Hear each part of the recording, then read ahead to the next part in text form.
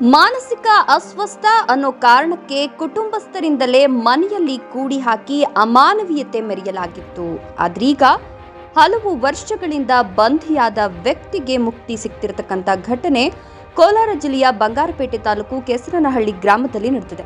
40 ವರ್ಷದ ಶಿವಕುಮಾರ್ ಎಂಬಾತನನ್ನ ಕುಟುಂಬಸ್ಥರೇ ಕಳೆದ 10 ವರ್ಷಗಳಿಂದ ಒಂದೇ ಕೋಣೆಯಲ್ಲಿ ಕೂಡಿ ಹಾಕಿ ಅಮಾನವೀಯತೆ ಮೆರೆದಿದ್ರು. ಇನ್ನು ಕೋಣೆಯಿಂದ ಹೊರಬರಲಾಗದೆ ಸಾಯುವ ಸ್ಥಿತಿಯಲ್ಲಿದ್ದ ಶಿವಕುಮಾರ್ನನ್ನ ಎಸ್ಪಿ ಶಾಂತರಾಜು ಹಾಗೂ ತಹಶೀಲ್ದಾರ್ ರಶ್ಮಿ ನೇತೃತ್ವದಲ್ಲಿ ಕಾರ್ಯಾಚರಣೆ ನಡೆಸಿ ಬಂಧನದಿಂದ ಮುಕ್ತಿ ಕೊಡಿಸಲಾಗಿದೆ. ಬಿಸಿಲು ನೋಡದೆ ಅಸ್ವಸ್ಥರಾಗಿದ್ದ ವ್ಯಕ್ತಿಗೆ ಸದ್ಯ ಬಂಗಾರಪೇಟೆ ಸರ್ಕಾರಿ ಆಸ್ಪತ್ರೆಯಲ್ಲಿ ಚಿಕಿತ್ಸೆ ಕೊಡಿಸಲಾಗುತ್ತಿದ್ದು, ಕುಟುಂಬಸ್ಥರ ವಿರುದ್ಧ ಬಂಗಾರಪೇಟೆ ಪೊಲೀಸ್ ಠಾಣೆಯಲ್ಲಿ ಪ್ರಕರಣ ಕೂಡ ದಾಖಲಾಗಿದೆ.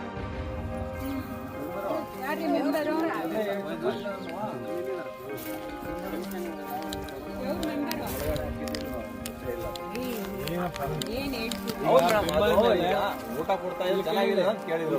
ಮೆಂಬರ್ ಮೇಲೆ ಮತ್ತೆ ಮನೆ ಯಾರ ಅಪ್ಪ ಮೇಲೆ ಎಫ್ಐಆರ್ ಯಾಕೆ ಮಾಡಬಾರ್ದು?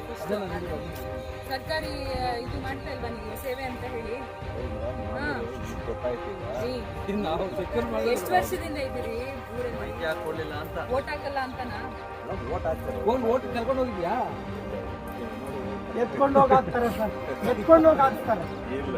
ಅಲ್ಲ ನೀನಲ್ಲ ಹಾಕ್ಸೋರು. ಮತ್ತೆ ಮನೆ ಯಾರ ಅಪ್ಪ ಮೇಲೆ ಎಫ್ಐಆರ್ ಯಾಕೆ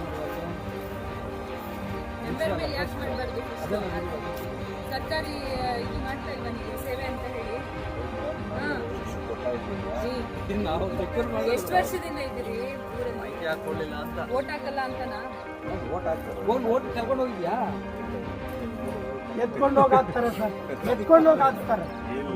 ಅಲ್ಲ ನೀನಲ್ಲ ಹಾಕ್ಸೋರು.